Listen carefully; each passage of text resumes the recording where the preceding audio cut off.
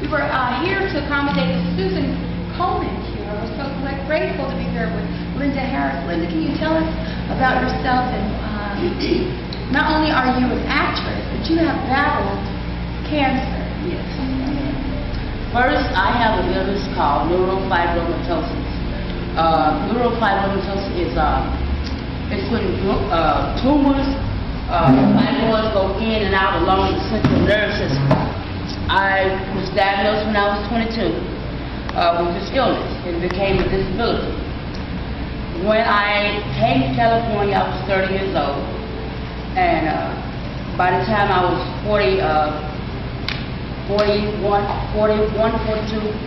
I went to the doctor and they told me that I had cancer, that they found a tumor in my left breast. Of course, I was devastated, but I didn't really let it get to me. You know, I couldn't, as long as I had somebody that was there for me, which was the man of my dreams, my husband, Robert. The battle was not mine, it was the Lord. You know, so I had to keep going. You know, I didn't want to go backwards, I wanted to go forward. So let's back up now. You said you had neurofibromatosis. And this is what we actually visually see on your skin right now. Yes. And it's an acceleration of your neurons that come out. Yeah, your central nervous is affected. Yeah. So that's when the tumors go out and they grow anywhere, they overlap one another and all that. Now, Linda, I've been with you on several occasions. We've been out shopping together, and you're a very helpful person. Is this disease contagious? We're just talking about somebody. It's not contagious, but it's hereditary. My daughter does not have neurofibromatosis. Okay. Well, at least she hasn't been diagnosed with it. And I'm the only one in my family that was diagnosed with it. And how do you respond to the reactions? Oftentimes we get different reactions when we're together. And she's very helpful. I wanted to say that we were on a bus trip at one time, and this lady needed some money. And no one would give her any money. And Linda decided to give her some money, but because of her ignorance, she didn't retrieve the money from Linda. So how do you react to or respond to things like that, people's ignorance? Well, I tell you that the most joyful thing I get out having neurofibromatosis is the children. Mm-hmm. The children look at me and they wonder, you know, you got this, and I talk to the kids, and the kids actually smile. Mm-hmm. I get more joy out of the kids than I do out of the adults, because the adults call me names, and the children just want to know. So I take my time and I tell a child, I'm okay. You know, and the child smiles. And I get my, like I said, I get my joy out of talking to the children more than I do talking to a grown person. So neurofibromatosis is not contagious and it's nothing to be fearful of. It's just a central nervous system reaction. Now we're getting back to the breast cancer. When you were first diagnosed, how did that make you feel?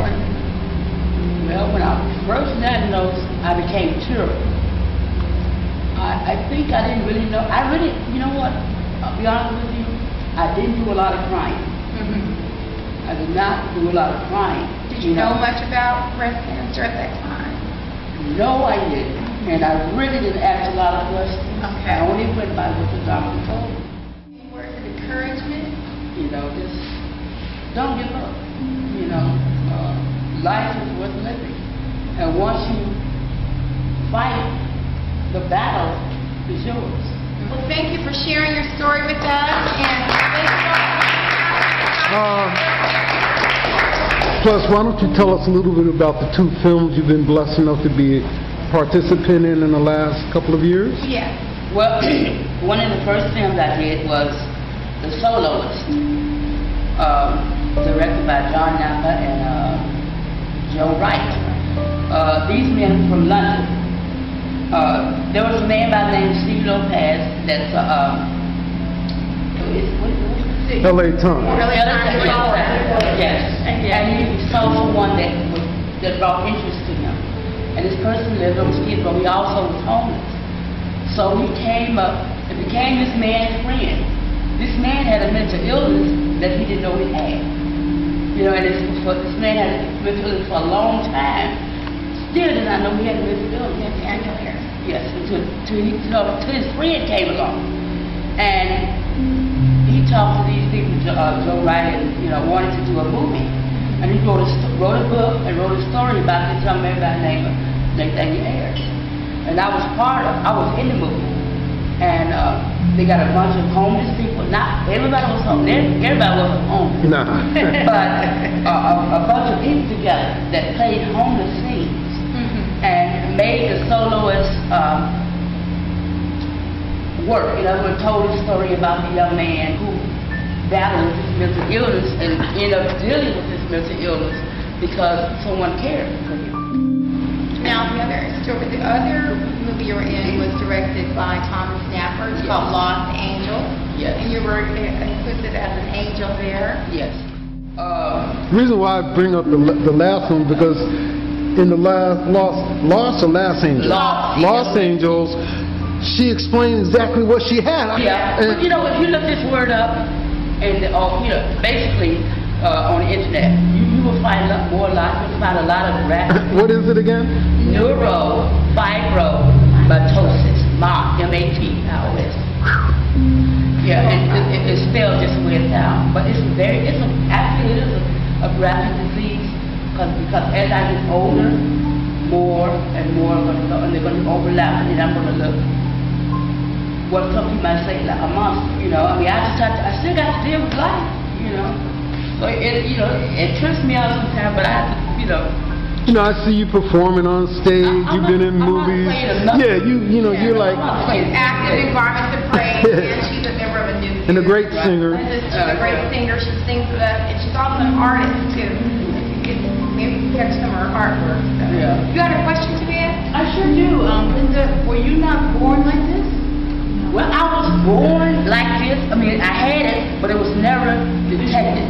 This illness, this disease, and actually. Millions and millions of people had it, but they didn't have a name for it. Then they came up, I don't know if you guys are familiar with the elephant man, elephant man disease, and this is what they call it, this is what it is. You know, and so many different forms of neurofibromatosis where you got people have them hanging off their face. Tumors, yeah. You have a question? Yeah. So if it is detected, is there anything that there is no cure? Okay. There's no cure. There's no cure since, but my challenge is being who I am, and that's who I am. I'm me, you know, and I would not want to have it any other different way.